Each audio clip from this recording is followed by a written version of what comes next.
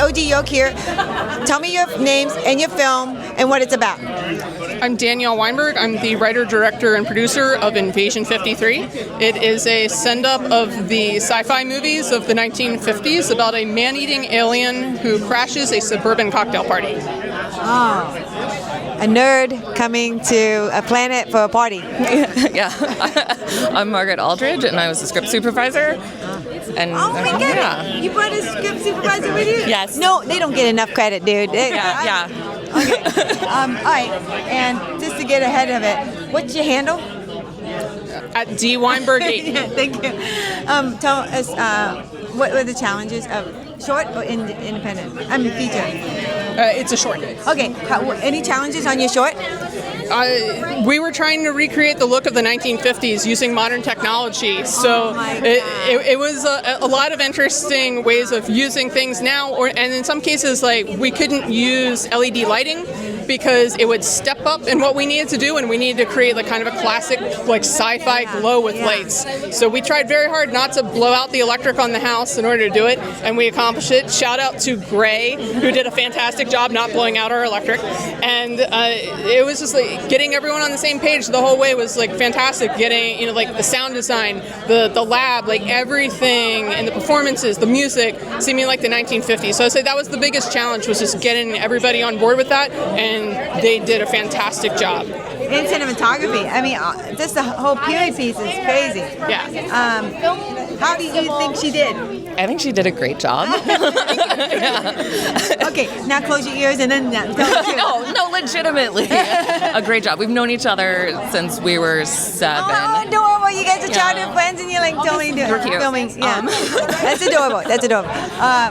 What do you think you want the audience to take away from this film? Like, everyone get along or what? It's entertainment. My goal is to entertain people, be able to put away the outside world, and for the runtime of this film, have a good time and enjoy it in a dark theater together with other people. So no mission statement, just enjoy. There's certainly things that you can read into it, as you can with all these sci-fi films. There's a little commentary on our times, but I think all that goes hand in hand. There's a little bit of a message in everything, but the goal of a movie to me is to have everyone have a good time watching it, and that's what I hope our audiences get to do. Thank you very much. Hi, my name is Dale Van Slyke, and I'm here with OG YOLK, and you are? Carling Aronson, the writer and director of The Last Rehearsal. Amazing. Can you tell us a little bit about your short film? Or film? Yes, so it's a 19-minute short film, drama. We're screening at the Women's Block, and it's inspired by my late acting teacher, John Campbell, who passed away from cancer, and a small group of actors who are based in London. And just before he passed away, he wrote a play for some of his favorite actors and actresses. I was one of them, actually. I was one of his students. And we went through a very intensive rehearsal period. We didn't realize how sick he was. And then as it got closer, 6 weeks down the line, we realized actually, his illness was really taking over. And he passed away before we could put on his final play, his swan song. And so this film is really just capturing that moment in time of him bringing us together and that creative legacy that he imprinted on us and he left behind. And it's a tribute to him, but more importantly, it's a tribute to all the mentors out there, all the acting teachers, or just people who come into our lives and support us as artists, as human beings. And that's really what the film's about. Amazing. What a beautiful tribute to not only your acting teacher, but just teachers in general. What were some just kind of memories that you brought to this? Just anything that you wanted to share of like the man it's based on itself? Absolutely. So what we did try and do with the performance at the very least was not to do a carbon copy of John, because no one could be John. So we tried to create the essence of him. But how we retained John is I would look through emails that he'd sent me over the years that we trained together, just special things, especially as he was getting close to passing away. His emails became more prolific and they were just imbued with so much love and wisdom. I poured over them and tried to use a few of those lines or words actually as some of the dialogue, and that's where the essence of John is kept in some of that voiceover that sits on top of the narrative. I felt it was very important to have John's words because he was a writer as well. He wrote this play for us. So he was a beautiful writer, so that's the way we kind of threaded in authenticity of John. Definitely. Especially when dealing with like the subject of an acting teacher and obviously having been in those classes, did the set at all feel like those classes when you were in them? Absolutely. So a little secret, all the actors in it are my friends. So when I put the cast together, it was easy. I wrote it for them, and it felt like acting class all over again, but in the best possible way. There was a lot of freedom.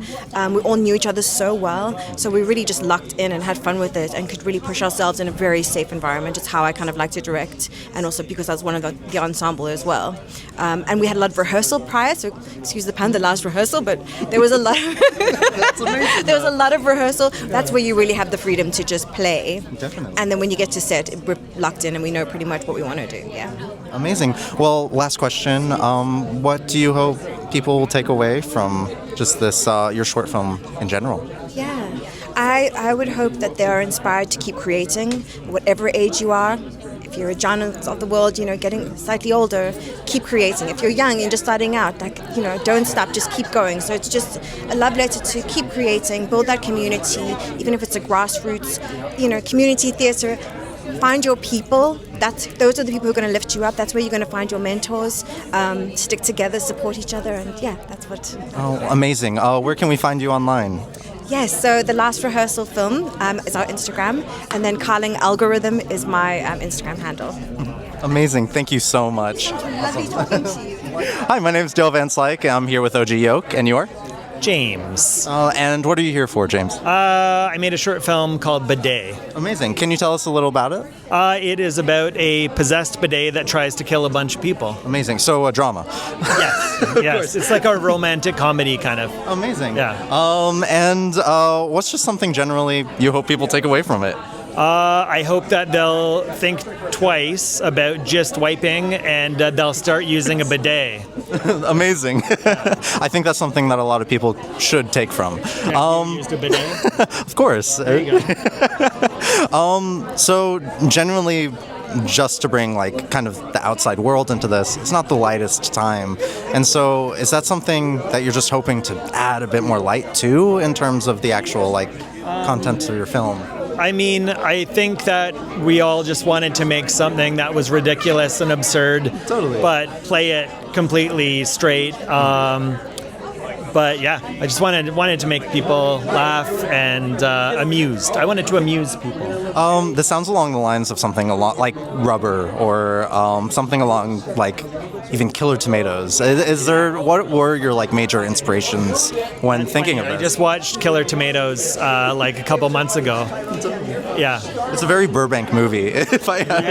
Yeah. There's parts of it that are tricky that don't really. But anyway, I won't get into that. Yeah, definitely. But I loved that movie growing up. Yeah. That how was the set in terms of the actual was it as kind of goofy as the film sounds? You know what? We had a lot of shots in just one main day and then another skeleton day, so it was actually awesome. Everyone was amazing to work with, and we just banged out a lot of shots and that. Yeah, definitely. Well, where can we find you? I mean, my Instagram. Yeah. What's your Instagram handle? At jamesbralowski.com. Awesome. Oh wait, not .com. At jamesbralowski. Yeah. Awesome. Well, thank you so much. Thank you very much. Tell us what your film was about, please, and what your role was in it on.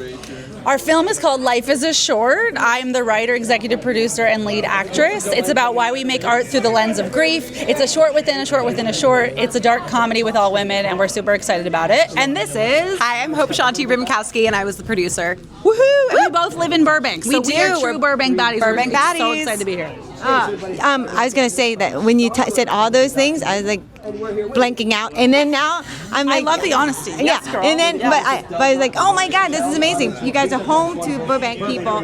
So We live in Burbank. was it? Would you say that it was easy to submit yourself because you said I am from Burbank? I mean, it's never easy. We're so grateful to get in because festivals are so fickle, but we did put in all caps that we are Burbank baddies. from Burbank. I've been posting online as Burbank baddie just randomly, and people, I just say Santa Monica sucks, I hate the beach, and people get so mad. It's not even true, but Burbank is the best. I just bought a house here, so I'm really team Burbank, for real. When you did your comedy, how did you do the casting? Because you said you're the lead. You seem very alpha right now. So I'm very alpha, yes. She is so honest. She got a good read. And it's amazing. No, but I'll take that. No, because then did you be part of the casting? Did you help her or the? Yeah, we all worked on it together. So we hired an amazing casting director. Her name is Juliana Baber. She's in the Casting Society of America. And with the director, Brooke Dooley, with Hope, with Gina, we had a team of 4 of us. We watched tapes and we did offers. It was a combination. But no, I was very involved. You know, when you're the EP, you get to be involved. So that's why it's cool to make your own work. So we were very particular and we found amazing people and amazing women. So it was a good experience. Did you guys have any challenges when you did the decisions to proceed with the film, like filming problems or? It was so easy. Nothing bad happened. Filmmaking's about everyone should do it. Like it takes no time, no energy. No. I mean, what are some fun tidbits? Like some things to share. We're just like scheduling one of our lead actresses, Whitney Rice. She was on season 1 of Jury Duty. She's in Spider Noir. She's amazing. Wow. She had booked I Love LA, the HBO show with Rachel Sennett. So she had a fitting during one of our shoot days. And of course, you have to accommodate when talent books something bigger. But we like raced her out during lunch and raced her back, and I was so stressed out. Oh but like it worked out, and she's so good in the film. So I love that she didn't make you recast. That's a real gift. Still, I mean, yeah, you're right. She could have said like I'm doing something bigger, and she made both work. So that was amazing. And she was incredible to get to work with too. She's very funny, and it was so great, like so gracious, and it was great. Let's fun the next one. My handle is Chelsea. Who else? You can Google Chelsea London Lloyd. Life is a short. And mine is Hope Shanti, SHANTHI. Follow us. We're very social media friendly. Yes. And your film, does it have an Instagram? Yes. Yeah, Life is a Short.film. Thank you very much. Thank you. I remember now. I thought your film was like Inception because you were like in a short. It is. Yeah. Inception comedy. Yeah. It is. Thank you. Thank you. You're the best. Okay. Thank you. Thank you so much. Thank you so much. This is Sommer with OG YOLK. Peggy's with Open All Night.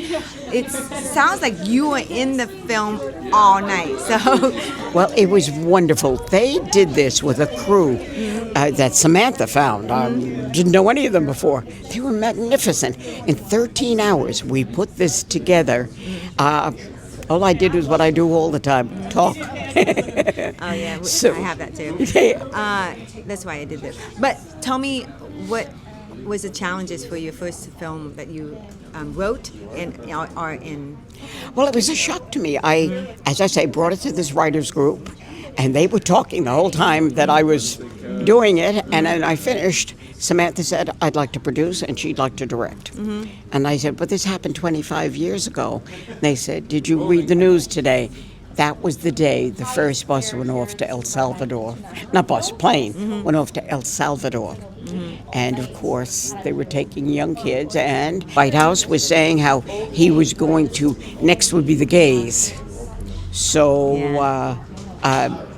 I thought, well, they're right about that. So if they can use it, wouldn't it be wonderful if you could affect just a couple of people that will think, gee, that's not right. And now it's going to show in the theater. So you didn't imagine that such a significant part of your life is going to be shown in the theater. Not only that, but I've now written a full-length thing about another important issue. Getting older in a society that really wasn't ready for us all to live as long as we did. Yeah. And so I've written a lengthy one. Producers, anybody out there? I'm looking for people to help me. It's a full-length one, and it's really about 2 older ladies, one of whom actually does die, but they leave legacies. Oh my God, the legacies that people live. I love that you're plugging it. Yes, I am. I'm sorry I offend you. I wish our audience was a lot bigger for you for the plug. So, what do you foresee next to do? Because you still have a lot to contribute to this God is cinema. good. Another thing I'd like to work on is immigrants, because I think we forget in this country we are all immigrants. Copy that. And you look lovely. Is this your first red carpet, or you guys are traveling around? Oh no, this is the 5th. We're actually in 6 festivals. One in New York. Congratulations! So knock on wood. Yes, we've been very blessed.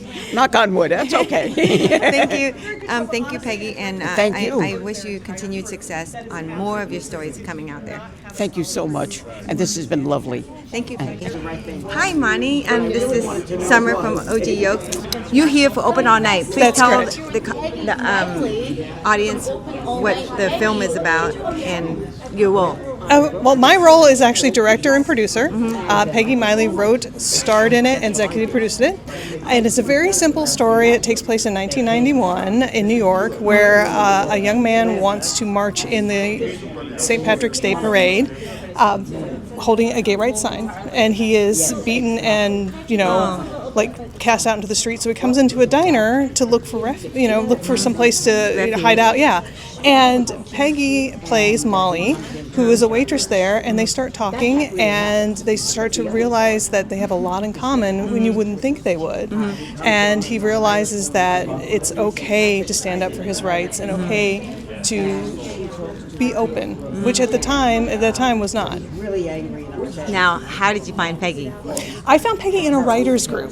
Oh, wow. We were on a writer's group. It started during the pandemic because everything was on Zoom. And she brought one of her scripts, and she said, I wrote this 30 years ago. Nobody's interested in it. And she read it, and Samantha, who's another producer, we were listening to everyone reading it. We're like, this is good. You should make this. And she's like, oh, I always wanted to make it, but we never could. And we're like, let's just do it. Are you serious? Yeah. Oh my gosh. So 85 years young, she's a first-time filmmaker. Oh my, this is the story of her, of never giving up. That's exactly. Yeah, I love that because she's a survivor and just doesn't stop believing in herself. Dreams don't have deadlines. Oh, I like that. I stole that. Oh, yeah. Bridget Everett actually stole it from LL Cool J, but that's okay. Oh, LL Cool J will love that. So tell me what you want the audience to take away from this besides the fact that don't give up. Oh, definitely don't give up. Dreams don't have deadlines. If you have a story that you believe in, definitely keep at it. Find a way to make it. Find a way to get your story. Even because to me, it was like even if it connects with one person, we succeeded. And everybody's the same. Everyone's the same. And love is love. Love is love, and everyone is someone special. What's your handle? My handle it's Monty Wood. Okay. Did your film have a handle or did? It's Open All Night Short. Thank you very much. Thank you. Hi, we're here with YOLK, and would you mind introducing yourselves and what you're here for? Yeah, my name's Nathan L. Slager, and I was a writer, producer, and composer on the short film Becalming. I'm Shelby Slager. I was the director, producer, writer, and I acted in the short film Becalming. Oh, amazing. Would you mind telling us a little about the short film that you're in?